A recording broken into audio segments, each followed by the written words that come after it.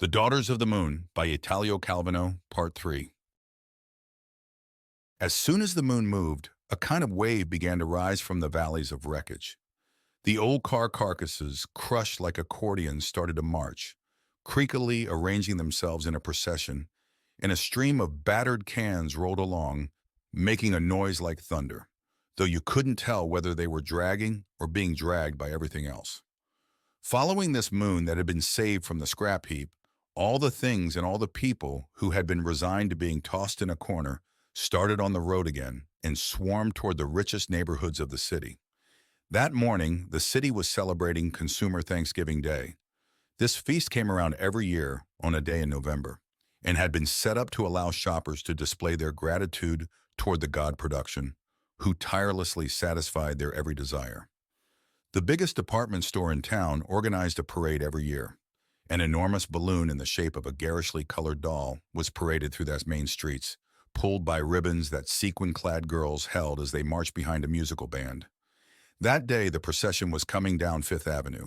The majorette twirled her baton in the air, the big drums banged, and the balloon giant, representing the satisfied customer, flew among the skyscrapers, obediently advancing on leashes held by girls in kepis, tassels, and fringed epaulettes, riding spangly motorcycles. At the same time, another parade was crossing Manhattan. The flaky, moldy moon was also advancing, sailing between the skyscrapers, pulled by the naked girls, and behind it came a line of beat-up cars and skeletons of trucks, amid a silent crowd that was gradually increasing in size. Thousands of people joined the throng that had been following the moon since the early hours of the morning, people of all colors, whole families with children of every age, especially as the procession filed past the crowded Black and Puerto Rican areas of Harlem. The lunar procession zigzagged around uptown, then started down Broadway, and came quickly and silently to converge with the other procession, which was dragging its balloon giant along Fifth Avenue. At Madison Square, one procession met the other, or more precisely, the two became a single procession. The satisfied customer, perhaps owing to a collision with the moon's jagged surface, deflated into a rubber rag. On the motorcycles now were the Dianas, pulling the moon with multicolored ribbons, or rather, since the number of naked women had at least doubled, the female motorcyclists must have thrown away their uniforms and kepis. A similar transformation had overtaken the motorcycles and the cars in the parade. You could no longer tell which were the old cars and which were the new. The twisted wheels, the rusty fenders, were mixed together with bodywork as shiny as a mirror and paint that gleamed like enamel. And behind the parade, shop windows became covered with cobwebs and mold. Skyscrapers' elevators started to creak and groan. Advertising posters turned yellow. The egg holders in refrigerators filled with chicks, as if they were incubators. Televisions reported whirling atmospheric storms. The city had consumed itself at a stroke. It was a disposable city that now followed the moon on its last voyage. To the sound of the band drumming on empty gas cans, the procession arrived at the Brooklyn Bridge. Diana raised her majorette's baton. Her friends twirled their ribbons in the air. The moon made a last dash, traversed the curved grillwork of the bridge, tipped toward the sea, crashed into the water like a brick, and sank, sending thousands of little bubbles to the surface. Meanwhile, instead of letting the ribbons go, the girls had stayed attached to them, and the moon had lifted them up, sending them flying over the parapet and off the bridge. They described arcs in the air like divers and disappeared into the water.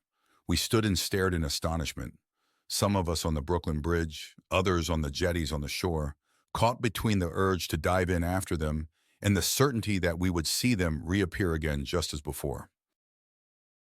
We did not have to wait long. The sea began to vibrate with waves that spread out in a circle.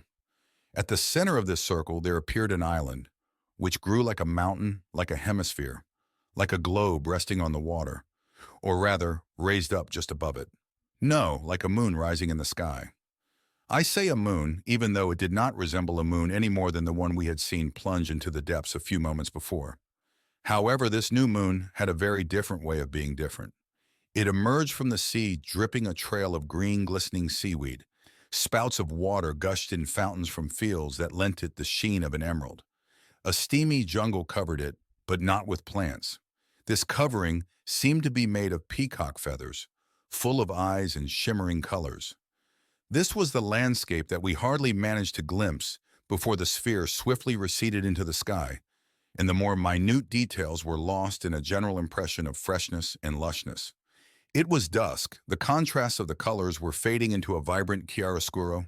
The lunar fields and woods were now just barely visible contours on the taut surface of the shining globe. But we were able to catch sight of some hammocks hanging from branches, rocked by the wind, and I saw, nestling in them, the girls who had led us to that place. I recognized Diana, at peace at last, fanning herself with a feather punka, and perhaps sending me a signal of recognition. "There they are! There she is!" I shouted. We all shouted, and the happiness at having found them again was already fraught with the pain of having lost them now forever. As the moon rising in the dark sky sent out only the reflections of the sun on its lakes and fields. We were seized by a frenzy.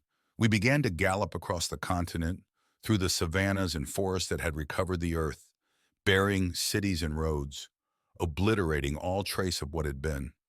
And we trumpeted, lifting up to the sky our trunks and our long, thin tusks, shaking the shaggy hair of our croups with the violent anguish that takes hold of all us young mammoths when we realize that now is when life begins, and yet it is clear that what we desire we shall never have.